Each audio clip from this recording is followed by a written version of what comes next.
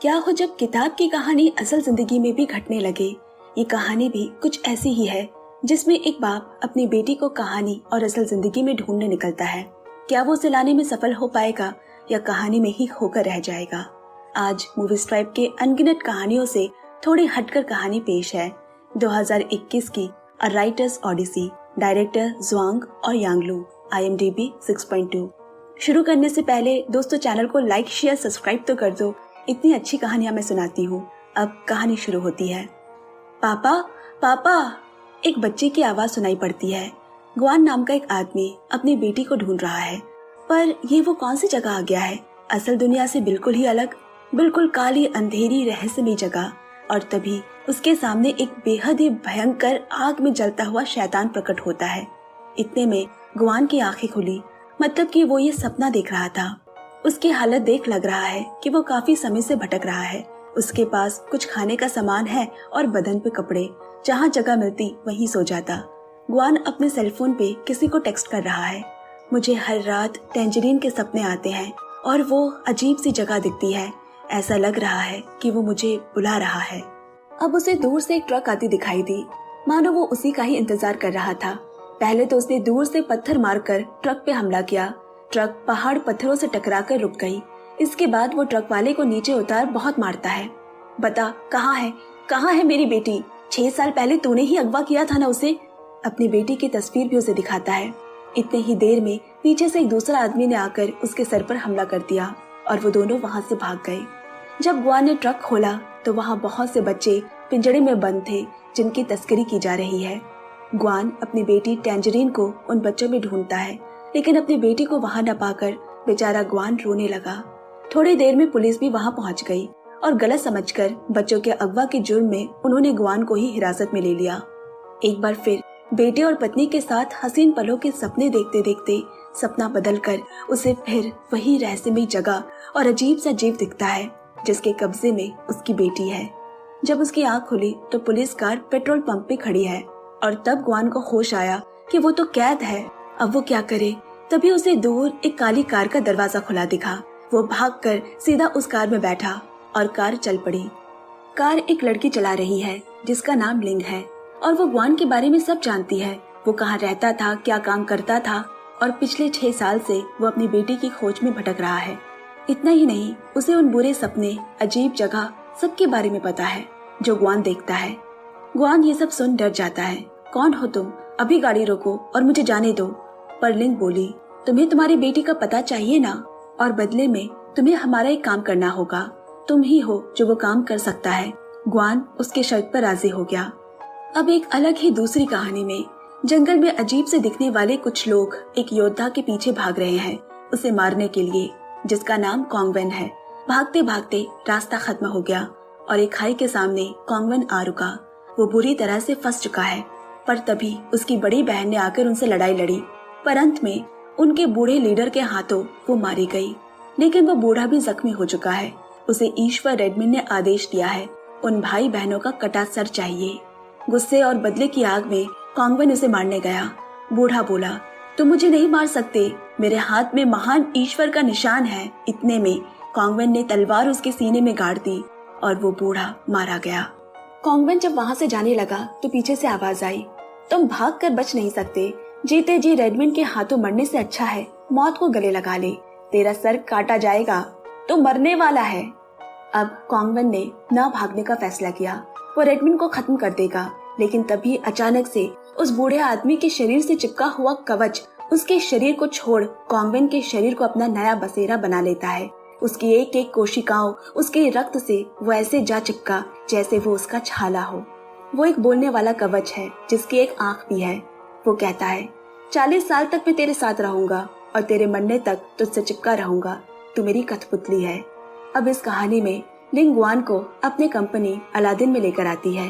बाहर कंपनी का CEO mister ली अपने प्रोडक्ट के बारे में स्पीच दे रहा होता है और यहाँ लिंग एक कमरे में ग्वान को 5 तस्वीर दिखाते हुए बोली, क्या तुम पहचान सकते हो इन 5 में तुम्हारी बेटी कौन है? हमने बस ढूंढा है, वो मिली नहीं है अभी तक। लेकिन ग्वान ने जब टैंजरीन को खोया था तब वो बहुत छोटी थी और अब वो बड़ी में कैसी दिखती है उसे भी नहीं पता। लिंग बोली, खैर कोई बात नहीं, DNA टेस्ट के बाद सब पता चल जाएगा।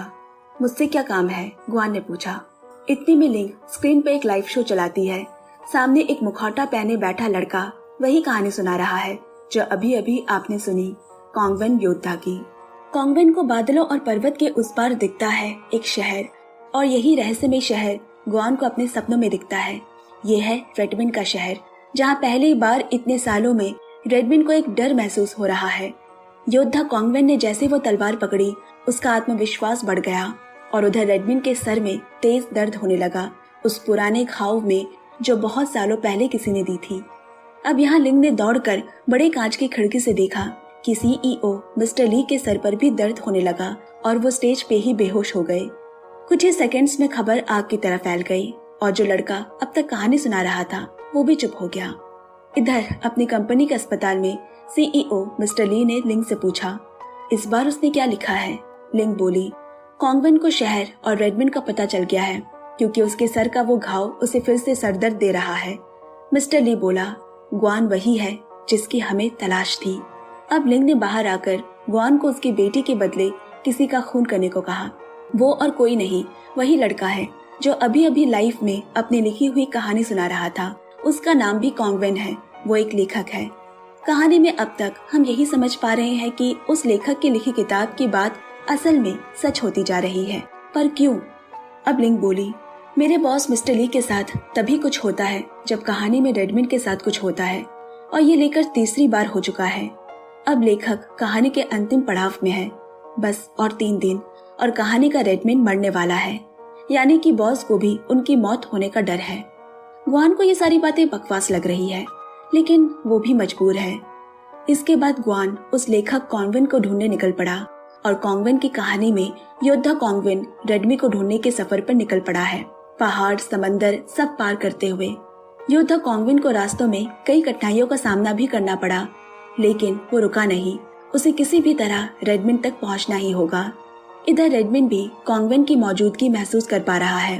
वो कॉन्गवेन के पिता को याद करता है, उसे भी कॉन्गवेन का इंतजार है। डर के साथ साथ वो बेसब्र भी है क्योंकि इतने सालों से वो अकेला रह रहा था। अब लेखक कॉन्गवेन अपनी कहानी यहीं तक सुनाकर बाहर निकला, इस बात से बेखबर कि गुआन उसका पीछा कर रहा है। जिस तरह के कॉन्गवेन को हम समझ रहे थे, ये बिल्कुल इसका उल्टा निकला। 30 साल का बेरोजगार लड़का जो पागलों की तरह रहता है और अकल से थोड़ा बुद्धू भी मालूम पड़ता है। उसका पीछा करते करते गुआन एक लाइब्रेरी आ पहुंचा। थोड़ी देर बाद कॉन्गवेन खुद उसके पास आकर बोला, तुम मेरा पीछा क्यों कर रहे थे? कुछ न समझ आकर गुआन ने भी बड़ी चालाकी से कह दिया, मैं तुम्हारा एक फैन हूँ। ये सुन कॉन्गवेन तो खुशी से फूले नहीं समा पा रहा। अब वो अपने में बोला, फैन का किरदार उतना दिलचस्प नहीं है और वो अंधा हो चुका है, उसे सच नहीं दिखाई दे रहा। इतने में गुआन को लिंग का फोन आ गया। वो उसे अभी कॉन्गवेन को मारने का ऑर्डर देती है, यानी पल पल गुआन को भी फॉलो किया जा रहा है। और यहाँ तक कि काम न होता देख लिंग ने उसे आखिरी चेतावनी देने के लिए उसके पीछे आदमी भेजा। गुआन सब समझकर वहां से भागा, पर उसकी डायरी नीचे जमीन पर गिर गई जो कॉन्गवेन के हाथ लग गई। उस डायरी में गुआन ने अपनी कहानी लिखी है, कल रात मुझे मेरी बेटी का सपना नहीं आया। अजीब बात है, और मैं उस शहर में पहुंच चुका हूँ। मुझे कुछ दिखाई नहीं दे रहा। मैंने लाल रंग का नकाब पहना है, कोई मेरा पीछा कर रहा है। और इसी के साथ हम फिर कॉन्गवेन की कहानी में चले जाते हैं। यहाँ योद्धा कॉन्गवेन भी रेडविन के शहर पहुंच गया है, जहाँ कोई बड़ा मेला जैसा लगा है। लोगों का जमावड़ा है। पता चला कि सब ईश्वर रेडविन की पूजा करने जा रहे हैं, लेकिन असल में कोई पूजा नहीं, बल्कि वो एक जंग के मैदान में खड़े हैं। इस बादलों के शहर में 18 खुशहाल गांव हुआ करते थे, लेकिन अब सिर्फ 2 ही बचे, ड्रैगन और बायहान शहर। वो कवच कॉन्गवेन को ये सारी बातें बता रहा है। यहाँ के लोग भगवान रेडविन को इसीलिए मानते हैं क्योंकि उसने सभी शहरों को खत्म कर अपनी ये खतरनाक और पागलपन की दुनिया ड्रैगन शहर बनाई है। दोनों शहरों के बीच घमासान लड़ाई हुई, लेकिन आग की ताकत से ड्रैगन शहर ने बायहान शहर पर जीत हासिल कर ली। पूरा का पूरा गांव आग के लपटों में झुलस गया। अगली सुबह औरतों को उठाया जा रहा है, बच्चे मर्दों को मारा जा रहा है, लूटपाट मची हुई है।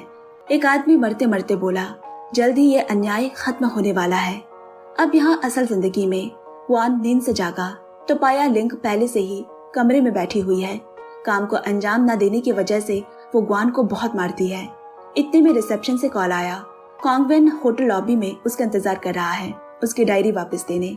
आज तो उसे कॉन्वेंट को कैसे भी मारना ही होगा, नहीं तो वो लिंग के हाथों मारा जाएगा। चलो साथ में वॉक करते हैं, ग्वान ने कहा। वो उसे मारने की कोशिश करता है पर मार नहीं पाता। कॉन्वेंट बोला, तुम्हारी डायरी पढ़ने के लिए माफी चाहता हूँ, लेकिन उसी से कल मैं अपनी कहानी लिख पाया। मस्त आइडिया आया मुझे। जब से मैंने कहानी लिखना शुरू की है ऐसा लगता है मुझे और कुछ नहीं करना चाहिए। इसके चलते मेरी गर्लफ्रेंड मुझे छोड़कर चली गई, मेरी पढ़ाई छूट गई, अब तो नौकरी भी नहीं मिलेगी। मुझे मेरी माँ के लिए बुरा लगता है क्योंकि 6 साल से मैं उनसे नहीं मिला और ना ही मेरा ये कहानी लिखना खत्म हुआ। इतने में कॉन्वेंट के दिमाग में फिर से एक नई कहानी बुनने लगी। उसने तुरंत ग्वान की डायरी में लिखना शुरू किया। अब योद्धा कॉन्वेंट उन लाल कपड़े पहने घुड़सवारों का पीछा करते करते सुनसान गली आ पहुंचा, जहां उसे एक छोटी बच्ची अपने मरे भाई के साथ दिखी। वो उसे जाकर दफनाता है। बच्ची ने कहा, तुम यहाँ के नहीं लगते हो। वो लाल कपड़े पहने घुड़सवार रेडमिन ईश्वर के लोग हैं। सूरज ढलने से पहले वो हॉर्न बजाते हैं और अंधेरा हो जाने के बाद कोई बाहर नहीं आता, नहीं तो मारे जाएंगे। और फिर वो बच्ची बांसुरी बजाने लगी। सूरज ढलने लगा है। एक लाल नकाब पहना रेडमिन का सिपाही उस बांसुरी की धुन को सुन उन्हें मारने पहुंच गया। दोनों भाग रहे हैं और वो उनके पीछे। एक जगह पे आकर दोनों फंस जाते हैं। उस लाल नकाब के पीछे कौन है पता नहीं। अब वो सिपाही उन्हें मारने ही जाता है कि अचानक उसका पूरा शरीर अकड़ने लगा और उसके कदम वहीं रुक गए, क्योंकि रात होने से उनके शरीर में कोई हलचल नहीं होती और वो पत्थर की तरह वहीं जम जाते हैं। इसलिए सभी गांव वासियों को रात में बाहर निकलना मना है। अब यहाँ हकीकत में ग्वान एक पत्थर के पीछे छुपकर कॉन्वेंट पर पत्थरों से हमला करता है। उसका एक भी निशाना नहीं चूकता, चाहे वो कहीं से भी निशाना लगाए। आखिरी पत्थर से कॉन्वेंट बेहोश हो गया। ग्वान उसे मारने ही जा रहा होता है, तभी उसे दूर कहीं से गाना सुनाई दिया जो वो अपनी बेटी के लिए गाया करता था। आवाज का पीछा करते करते ग्वान एक लड़के के पास पहुंचा और उससे पूछने लगा कि उसने वो गाना कहाँ और किससे सुना है। डर के मारे वो लड़का वहां से भागा। उसके पीछे भागते भागते ग्वान को वही झलकियां दिखाई देने लगी जो कॉन्वेंट अभी अभी अपनी कहानी में लिख रहा था। उसके हाथ वो लड़का तो नहीं आया, लेकिन वो जरूर मिल गया जिसने उसकी बेटी को अगवा किया था। फिर से वहाँ पे मारामारी शुरू हो गई। आखिरकार वो आदमी उसके हाथ आया। पूछने पर उस आदमी ने सारी बात बताई। दरअसल तुम्हारी बेटी टैंजरीन को मैंने बेहोशी का इंजेक्शन लगाया था ताकि वो शोर न करे, लेकिन मुझे नहीं पता था कि कितना देना है। जब मैंने उसे दोबारा चेक किया तो वो होश में ही नहीं आई। वो मर चुकी थी और मैं उसे वहीं छोड़कर वहाँ से भाग गया। अपनी छोटी सी बच्ची जिसे वो पागलों की तरह घर बार खाना पीना छोड़ 6 सालों से ढूंढ रहा है, आज उसके बारे में पता भी चला तो ये कि वो मर चुकी है। ग्वान अपना आपा खो बैठा। रोते रोते उस आदमी का जोर से गला दबाने लगा, पर तभी लिंग ने आकर उसे रोक दिया। वो ग्वान को दूर एक जगह ले आई। ग्वान को अपनी बच्ची के लिए ऐसा तड़पता देख उसे बुरा लग रहा है, लेकिन ग्वान बोला, एक आदमी के मौत के बदले मुझे वो आदमी चाहिए, और वहां से चला गया। अब सीईओ मिस्टर ली लिंग के पास आया। लिंग गुस्सा है क्योंकि उसकी बच्ची जिंदा है ये झूठ कहकर उसका इस्तेमाल किया जा रहा था। मिस्टर ली लिंग को उसका अतीत सुनाकर उसे तोड़ने की कोशिश करता है। असल में लिंग को भी उसके माँ बाप ने मरता हुआ छोड़ दिया था जब वो बच्ची थी। उसे कॉन्वेंट को मारना ही होगा, इतना कहकर मिस्टर ली वहां से चला गया। अब किताब की कहानी एक बार फिर शुरू हुई। उस छोटी लड़की ने बताया, सालों पहले की बात है। रेडमिन महाराज के 2 पसंदीदा सेनापति थे, रेडमिन और जूडियान। दोनों सगे भाई थे, लेकिन रेडमिन ने महाराजा को धोखे से मार डाला और खुद सिंहासन पर बैठ गया। लेकिन जूडियान इसके खिलाफ था। उसने रेडमिन से इस विश्वासघात के लिए लड़ाई लड़ी, लेकिन वो मारा गया। रेडमिन ने उसे गद्दार घोषित कर उसके पूरे वंश को मिटा दिया। लोगों ने जूडियान की मदद की। इस बात से रेडमिन गुस्सा हो गया और उसने 18 राज्य को लड़वा दिया। उस बच्चे के माँ बाबा भी जंग में खाना लाने गए थे और फिर कभी वापस नहीं लौटे। अब हकीकत में ग्वान कॉन्वेंट के पास उसे मारने पहुंचा है, लेकिन जब उसने उसके मुंह से सुना कि तुम्हारा किरदार अभी भी लिखना बाकी है, ग्वान दंग रह गया। कॉन्वेंट बोला, अरे हाँ, वही तुम्हारी डायरी में लिखा तो था कि वो लाल नकाब पहना हुआ योद्धा और मेरे पीछे पड़ा है, मैं उसे देख भी नहीं पा रहा। ग्वान को उसकी डायरी देते हुए वो बोला, मैंने कल तुम्हारा भी किरदार लिखा है, जरा देखो तो। असल में वो तुम नहीं, तुम्हारे अंदर से निकला वो लाल नकाब पहना योद्धा है।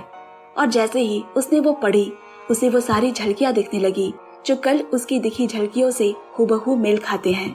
अगर आप सभी कहानी सुनने वाले को अभी भी लग रहा है कि कॉन्वेंट की कहानी बस एक कहानी है, तो फिर कैसे कल रात ग्वान के सर पे लगी चोट ठीक उसी लाल नकाब पहने योद्धा से मेल खाते हैं। खैर, आगे कहानी सुनते हैं। इसके बाद तो कॉन्वेंट ने और भी चौंका देने वाली बात बताई। कहानी में वो लाल नकाब पहना सिपाही योद्धा कॉन्वेंट का पीछा नहीं बल्कि उस छोटी लड़की का पीछा करता है, 10 साल की टैंजरीन, फैंग की बेटी, जिसने उसे खो दिया था। ग्वान का माथा ठनका और उसे एक एक कर वो सारी कड़ी समझ आने लगी। उसने पूछा कि तुम्हारी कहानी हमारी हकीकत बदल सकती है? कॉन्वेंट बोला, ये बहुत अजीब सवाल है, मुझे भी नहीं पता, लेकिन मुझे विश्वास है कहानी की दुनिया में भी जो लोग हैं वो बिल्कुल हमारे जैसे हैं, जिंदा और सांस ले रहे हैं।